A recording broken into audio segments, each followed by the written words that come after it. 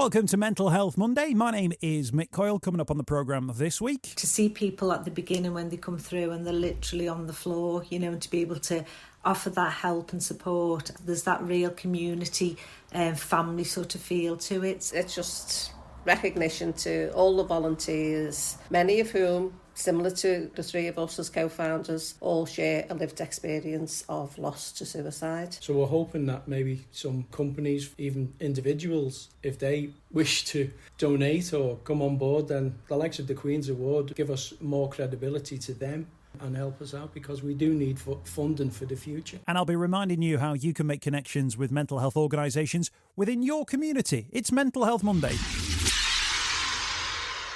Mental Health Monday returns. Thanks for joining us. Thanks for checking us out. Thanks for the download today, and what brilliant guests we've got on the programme today. And a bit of a monumental moment as well. I know we had episode 200 a month or so ago, but actually this felt just as monumental in that for the first time in forever, and I'm saying forever, I mean the 17th of March 2020, we are actually out and about recording Mental Health Monday. I actually got to sit in a room with people and actually interview them, just like I had done for years and years and years, and it felt so strange to do it again.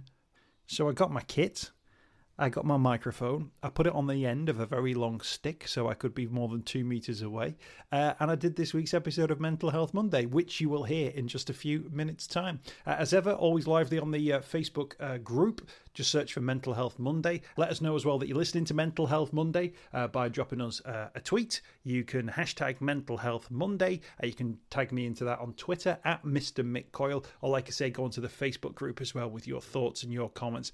Always happy to hear feedback as well. Got loads of different ideas for different projects to start working on, and I know you guys out there have always got loads of fascinating things going on within your own lives. If you're just listening to the podcast, we've got more great conversations on the way. If you work for an organisation or within the mental health field, let us know what you're up to. We could, of course, feature in an edition of Mental Health Monday itself, or I can give it a mention on the social media or in the Facebook group as well.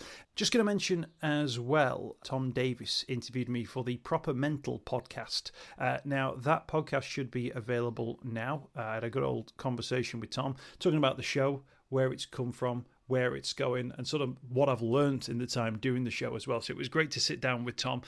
Normally I'm the one asking the questions, so if I've not done myself any justice answering them, forgive me. It was, not something I do very, very often, because it's normally me at the other side of the microphone. But thanks to Tom, good luck with his own podcast as well, the Proper Mental podcast. If I get the link to that, I'll put it on the Facebook group so people can check that out as well. They've had loads of great guests as well. It's not just me. You've had enough of me for now, I can tell. So we're going to meet our guests. Now, they are back on the programme. The first time we met them, they were setting up the centre that they have made their home and have made a huge success of as well. We're talking about Joe and Agnes Williams and Kathy Devlin from Paul's Place. Now, Suicide Bereavement Service is an incredible thing, based in Clubmoor but operating across the whole of Merseyside. For me, the sort of service that should be operating nationally. It's a model which I think should work wherever anyone is bereaved by suicide. I caught up with them again, I'm going to say the back end of 2019, when they secured funding for their service from the National Lottery. So it's not necessarily a completion of the trilogy, but I was back again for the first in real life Mental Health Monday of 2021 after they found out that they had won an incredible national award. They got a royal seal of approval. We'll hear from Kathy, we'll hear from Joe. First is Agnes to explain. So we're delighted to be able to announce that we have been awarded the Queen's Award for Voluntary Service for our Paul's Place programme. It's just recognition to all the volunteers, many of whom, similar to the three of us as co-founders, all share a lived experience of loss to suicide. So when you think about how they've basically done, or they've travelled that journey where they've come through us as needing support for their loss, have been able to then go on to reach that point where they're able to, and very much want to, give something back for the help and support they've received. that they in turn then volunteer for us in many ways, fundraising, you know, all different aspects that people do. It's just incredible, and you know, without them to back us in the work that we do here, we would struggle, wouldn't we? You know, so fair play to them. Yeah, basically, yeah, to Kathy, you know, who leads us, and our other 3 co-founders, but there is so much work that goes on here. Yeah, so absolutely delighted to be sharing that news with everybody today. It's an incredible testament to the work you've done in such a short space of time. And Joe, I remember sitting in the studio and listening to your plans and thinking, what a brilliant idea, what a great service. Won't that be a brilliant sort of boost to the community and people right across the region? It's proved itself to be the case in a very short space of time as well. But to receive this sort of commendation in that short space of time, this is, they call it the MBE, don't they, of voluntary groups, but let's call it the Oscars. You know, to be right up there and to deliver and to be recognised must be something you're very proud of. Extremely proud. As you say, in such a short time, we're not even 4 years with the Pulse Place project. We're absolutely delighted to receive this. As you say, it's justification that we're doing things right. You know, it's just wonderful. Let's bring Kathy into the conversation now. Kathy, so much of the plan around Paul's Place was based around the 2 Pauls and obviously your lived experience as well.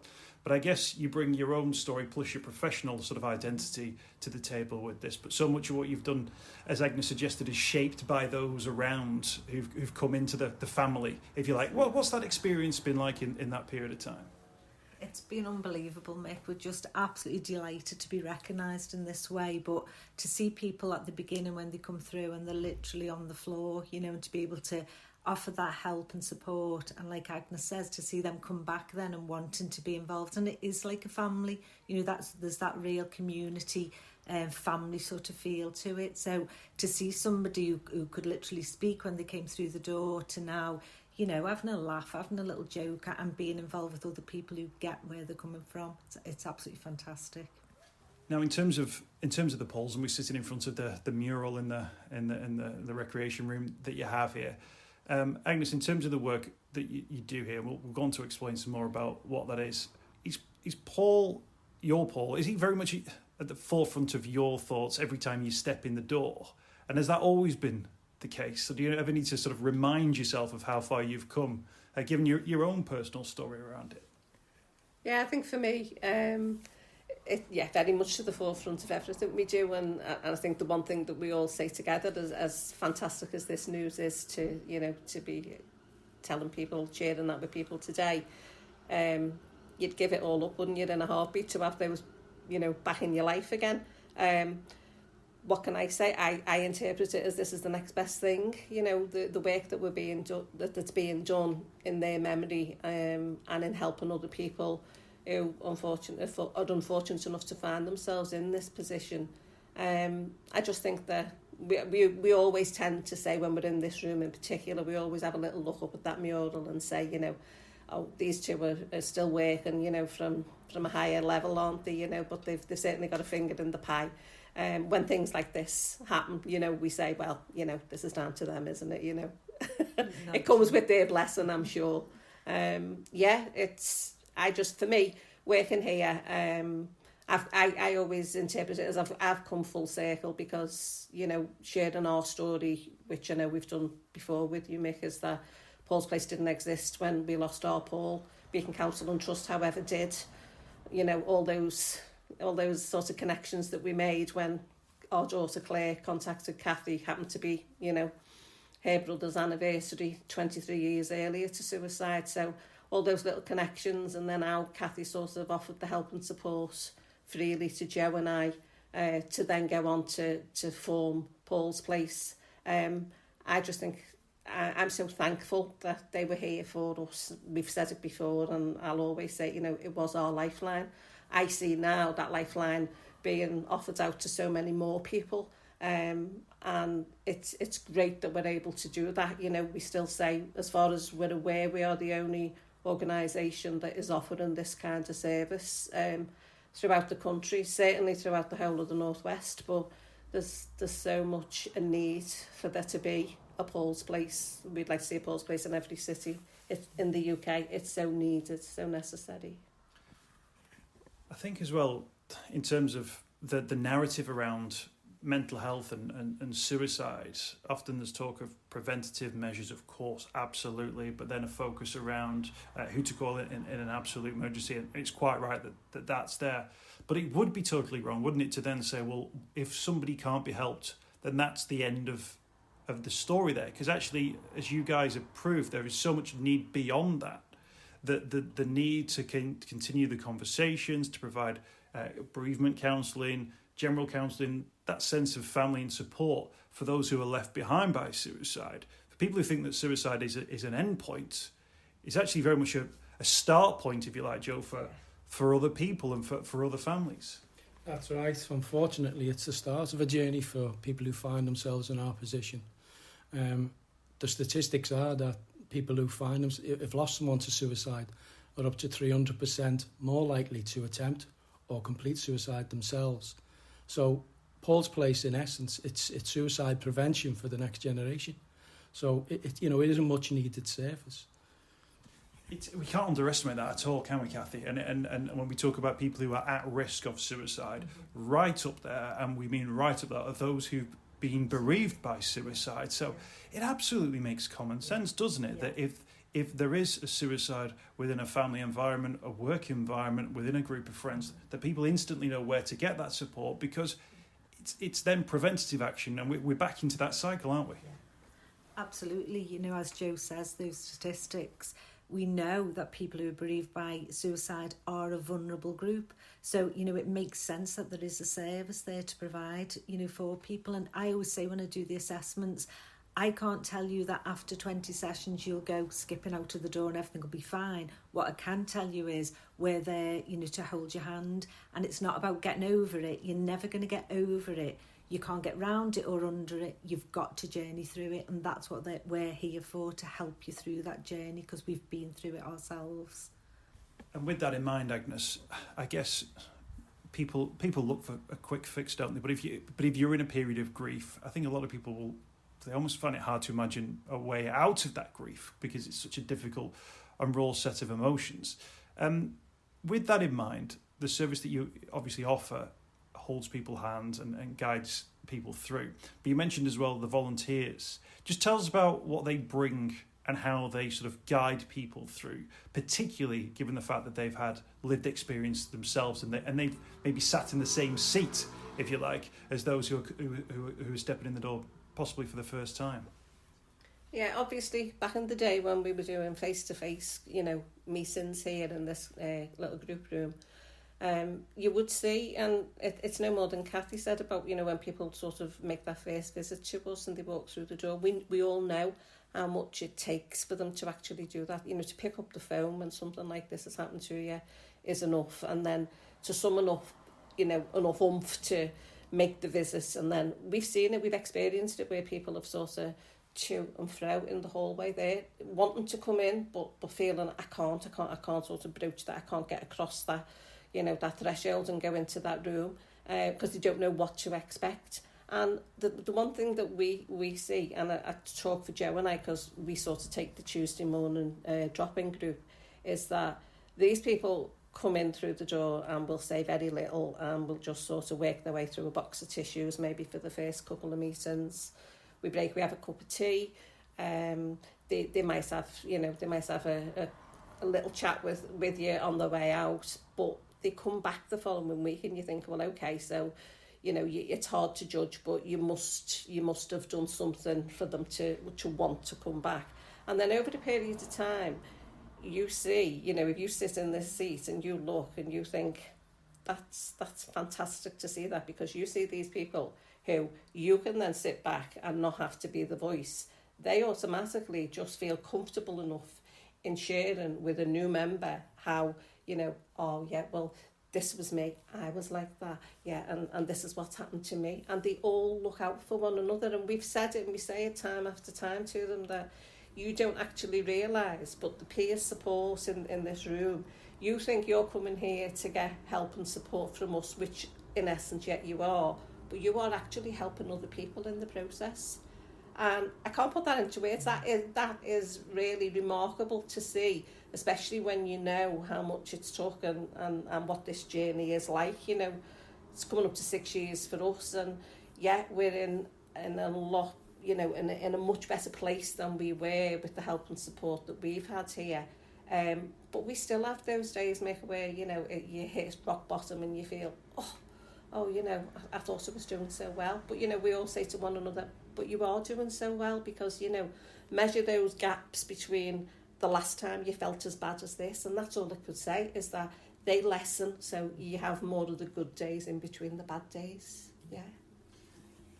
Jo, can I ask you about, in terms of the support services that are here, and we've talked about, you know, the emotional response that people can have, but so much of the conversation, many of the conversations we've had have been not just about that, but also about the practicalities of dealing with losing someone to suicide. And I imagine in and of itself that can place a huge burden on someone emotionally, to have to deal with coroner's inquests, bank details, tenancy agreement, all of those things which will come around, which of course nobody's planning for those moments, are they, in life? And yet when they come at you, they come in big red envelopes with very important must take action marked upon. And I guess being there for the practical things has been really useful as well for so many people. Exactly. I mean, there's so many people that do find themselves, because they may have lost the main breadwinner of the house, so yet that they find themselves, you know, financially in a terrible state.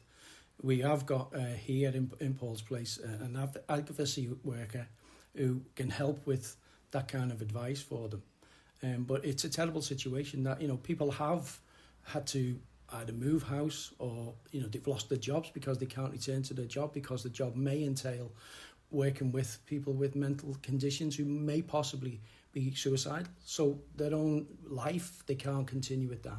Again, with the financial side, because the main breadwinner might be the person that they've lost, they may well lose their home as well. It's a minefield of different things that can happen when you lose someone to suicide. It all depends, obviously, who it is you've lost within your family, but it can be totally devastating to that family that's left. Is that, Kathy, the difference, do you think, between I'm going to say a normal counselling service and something like Paul's Place? That actually that sense of community, you know, someone could sit down and you know, you could have all the degrees under the sun, like about how to help someone with their emotions, but actually those practicalities, if you don't know or understand them, or you've no means of fixing, you know, how is someone going to pay their rent or their mortgage for the next few years? It's impossible to provide those answers, and the only way to find the solutions, I guess, is within that community or the people who've had that experience. And that's so much more, isn't it, than a straightforward counselling service. Absolutely. And I think that was one of the main things that really, you know, blew me away. Really, after doing assessments, I was very much, you know, we're offering therapy, we're offering this, offering that, and actually if somebody's stuck in that sort of thing, like Jo says, can't pay the mortgage, can no longer live in that house, whatever it may be, nothing's going to move you on until those type of things are addressed. And people don't have the energy to you know, pick up the phone to the benefits office or the housing or whatever. And like Jo's just said then about the advocacy worker, that's why we acted quickly. We said we need somebody who can step in and help people, and that is one of our volunteers. You know, she had the expertise. She actually was a service user and came through and said, I'd like to now start helping people with these practical issues, writing the letters, making the phone calls, working on people's behalf. And that opened, you know, really opened our eyes. And again, like you say, it is that community thing. Let's all come together to look at all these different issues. It's not just about one, you know, fixing one thing sort of thing. Now, here's a silly question, but I'm going to ask it anyway. You mentioned before the idea of, you know, people skipping out of the door in 20 weeks' time. Of course, no one's literally skipped out of the door, but you must have seen people after a series of sessions here leave this building or say, you know what, I might not be back next week, we've got a couple of things on, or you know what, I'll come back in. What was that like, Agnes? What sort of experience have people had in those circumstances, and how did that make you feel? Yeah, it's seeing that transformation in people. And it does vary, as Kathy quite rightly says. Yet some people, you know, at 20 sessions may think that they're no further on. They will be further on, much further on than they can imagine, but will probably still need that helping hand. And I think that's where like the support group, the peer support group, really sort of, you know, comes into its own with that. But there's been people here who've come for, you know, had so many sessions of counselling, may have had, you know, 8, 10, 12 sessions of counselling. I've then decided that, okay, yeah, I've spoken to somebody, I've got an awful lot out, maybe come into the group, maybe had 2, there's one man in particular, had 2 or 3 meetings here, and just sort of announced at one of the meetings, and he said, it's been really lovely to, you know, meet all of you. It would have been nice to have met you under different circumstances. Thank you for, you know, all the support, and I wish you all well.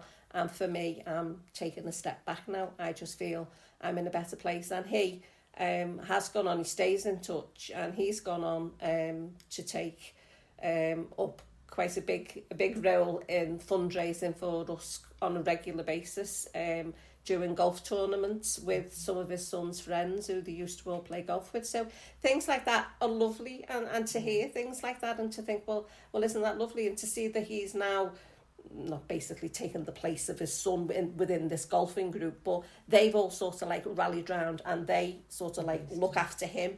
And in all of that, they've been in on a number of occasions, as I say, and fundraised us. And even in the earlier part of this year, we're in touch to say, look, you know, last year with the pandemic, everything fell a bit flat, but please don't think that we've given up on you. As soon as we're able to, we're back out there again for Paul's Place. So things like that, it's just lovely, Mick, really is. And that sense of community, I mean, it's come up a few times just recently, actually, on the programme, where people have spoken about that sense that they're invested in something. And it might be, you know, golf, or it might be a sport. But I guess you've created something here as well, that people feel like there's a place that they can go with faces that they recognise. And I feel like I'm going to start singing a theme tune to, is it Cheers, or one of those sorts of programmes. But actually, you can't plan for that, can you? I mean, you can do your best to create that environment, but that just has to be organic, doesn't it? And you've obviously created the environment where that's been allowed to grow, that sense of community, and that sense that, well, I've always got Paul's Place. Exactly. The people who come to, you know, after they've had the sessions, they come to group, they realise that everybody in the room, or as at the moment because of the pandemic on social media, everybody has been through exactly the same thing. Everybody's lost somebody to suicide. So it's like a family. It's a shared experience. They know that anything that they say within the room, no one's going to criticise them for it. No one's going to laugh at them. Think that, you know, things that they're saying that they think, or emotions that they have, that it's very strange, because we've all been there at some time, or we will be there sometime in the future. It depends where you are on this journey. Mm-hmm. But yeah, it is a community, and yet there's lots of friendships that have, you know, sort of cropped up from the different group sessions. We've also got a trek therapy that we do now, which is fantastic. We go out to different places, socially distanced, of course, but we found that to be absolutely, you know, you're getting fresh air, lovely scenery, and, you know, the members of the group there, where you can be with them again, as obviously with a distance, but it's just wonderful to actually be in their presence again. I was going to ask, Kathy, I'll end this one at you. If obviously the QAF, do we call them a QAF? We'll call it the QAF, the award that you've received. Obviously, assessments and the way people have gone about them will be a little bit different this year.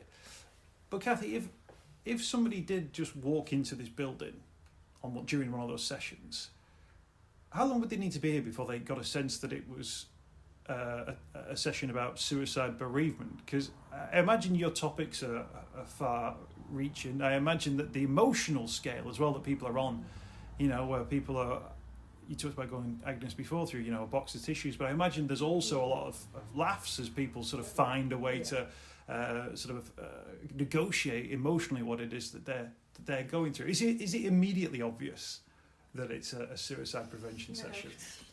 No, it's not, Mick, not at all. I mean, that's the wonderful thing, you know, the laughter that does come, you know, cry together, laugh together. I mean, I tell this story of I was not in the group and I was seeing one of our other clients out, and we work with problematic gamblers, and as I came to take him out the front door, the laughing and the cackling that was coming from this room, and he said to me, you know, oh, what's going on there? And I said, oh, it's our suicide bereavement group. And I thought, that doesn't really sound quite right, but to me that was music to my ears, because I thought every single one of them I've met, and I know at a time when they couldn't lift their head up, you know, for crying, and to hear that laughing, but that real shared laughing where people feel like we're actually allowed to do this in here, because, you know, what might other people think of us if, you know, I've lost like my son or my brother to suicide and I'm hysterically laughing, you know, people maybe can be judgmental. Here it doesn't, and to hear that laughter is wonderful. So no, I don't think people initially would think, I mean, some of the discussions we have in here I couldn't even repeat, but you know, it really is, you wouldn't think it was a suicide group. Obviously we do have our serious times, but that's just fantastic to hear. Well, we do. That was good, almost a politician's answer there. Almost was there. Almost was. Agnes, you mentioned all the volunteers you have here, but obviously you as the co-founders of Paul's Place. Who gets the award? Who puts it on whose mantelpiece? Is there a shelf you've got in mind? Definitely Kathy. As you can see here, Kathy was presented, weren't you, with the award from Hope University. Yeah. That was the first time that they gave there. Was that 2 years, 3 years now? Years ago. I keep saying 2 years when it should be 3, because we've lost that whole year during the pandemic. So we have got that one there. So whether it stays in here, it can join. Okay. So it'll be displayed here for everybody to see. And quite rightly so, because it's the volunteers, you know, which is why we're getting the award for the work that's done here. So it's probably going to stay on there, I would imagine. I'm happy with that. What does it mean in terms of the future? When we first spoke, you were setting up Paul's Place, you wanted everyone to know about it. Then you secured this incredible amount of funding which allowed you to roll that out. And it's almost the third part of the trilogy is that's recognised on a national level with this Queen's Award, which is great. But of course it can't be the end. It can't be we've got the awards now, we've got the gong, let's shut the door. So, Joe, what next? What does it mean to you in terms of receiving it? But then also, what does it mean to you in terms of what it might inspire, if you like, in terms of moving forward? To my mind, it gives us credibility, because obviously, we were awarded the National Lottery funding, which has been fantastic, but that was only for a period of 3 years. We've only got just over a year of that left. So obviously we're looking for funding. So we're hoping that maybe some, you know, companies, firms, what have you, even individuals, if they wish to donate or come on board, then, you know, maybe the likes of the Queen's Award give us more credibility to them to see that we are, you know, a sort of, a worthy cause that they could come on board with and help us out, because we do need funding for the future. We certainly do need to secure some kind of, you know, real hard funding going forward, because just as an example, we've just had obviously a long weekend with a 3-day break, and if we've received a referral for people asking for support on each of those days that we were closed. That's not unusual. Another thing that we find is that at one time you would maybe find somebody who would apply to us for support just as a single person out of a family, and sometimes other members of the family would come on board, you know, as and when. We're now receiving requests for support from, you know, 3 and 4 members in one family at one go. So, you know as well as I do, Mick, you follow, you know, the local press and everything. There doesn't seem to be a week go by where you don't hear of like suicides locally. We featured on that with the Liverpool Echo on the support side on every article they cover. So our name is getting out there, and that is great, because otherwise I just don't know where these people would end up. So I am so thankful for that. But the reality of that also is the effect that it has on us financially. You know, we don't want to start having to say, oh yeah, well you can, but you know, can you look at how much you can pay? And we want to be able to just say, yeah, come along, you need that support, we understand that. And you know, we don't want to also, by the same token, say, yeah, you can, but you know, 6 months, 9 months down the way, you know, the waiting list, we can maybe slip you in, you know, and you can have fortnightly sessions. It has to be about when people are ready and they feel that they want to access and they feel that they're ready to access support. It has to be readily available, because I go back to this all the time with, you know, physical illness, you know, all right, yeah, during the pandemic, I will say, hand on heart, a lot of it has had to be sort of scaled back, hasn't it? So people haven't been able to get things addressed as they should with physical illness. But by God, with mental illness, you know, it just gets put on the back burner all the time, and people get fobbed off, or, you know, yeah, you can have this, but you can only have 6 sessions. It doesn't scratch the surface with suicide bereavement to have 6 sessions. I think sometimes, Kathy, that we're probably guilty in this part of the world of seeing a name, recognising a name, particularly when it's associated with different topics and subjects, and then presuming that because we know about them, that their future is secure, that they're always going to be there. And I think we've got to be mindful of the fact that's not the case. They're there in the first place because they fought for the right to be there. But of course, the fight doesn't stop when you arrive, if you like. And that's something we've always got to be mindful of, not just for services like your own, but services right across the country, really. Yeah, no, absolutely. And you know, we got that award and great, you know, recognition for our volunteers and for everything that everybody's done. But for us, that's not about taking our foot off the brake and saying, wow, we've got that. This is like really, you know, vamping it up, because we know our lottery funding has got another 12 months.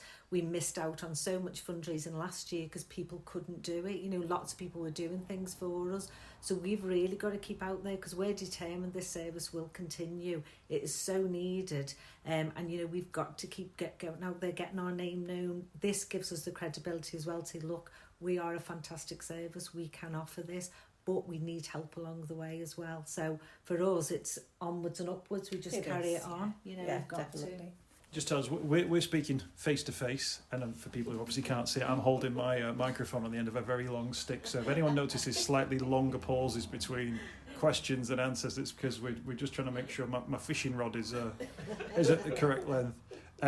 When are you hoping to be able to sort of reopen services, Joe? Have you got a date in mind? People are talking about the 21st of June, but I'm wary of even mentioning that because it seems subject to change, sort of hour by hour. Is there a day where things return to, quote, normal?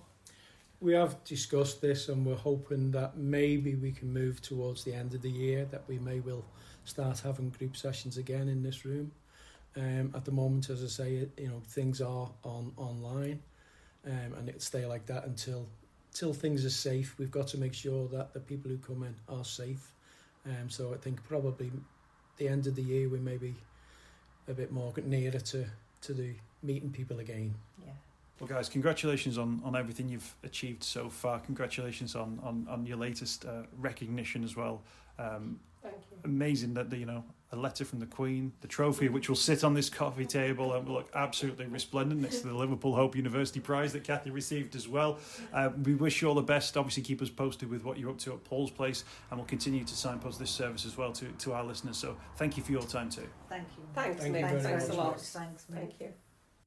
I hope you've enjoyed this week's podcast. Thanks for checking out Mental Health Monday. My name is Mick Coyle. You can find me on Twitter at Mr. Mick Coyle. You can also find me, Mick Coyle, on Facebook as well. Don't forget, if you want to speak to somebody about your mental health, you can do so. The Samaritans, free to call on 116 123. You can find mental health services where you are. Just look for the Hub of Hope. Type in your postcode. It'll find those mental health services close to you. And for support in a crisis, you can text SHOUT to 85258. That's if you're experiencing a personal crisis, you're unable to cope and need support. Shout to 85258. That's a text line. Do get involved in those services. In an absolute emergency, always remember the number to call is 999. Thanks for downloading the podcast this week. We'll be back next week with more Mental Health Monday.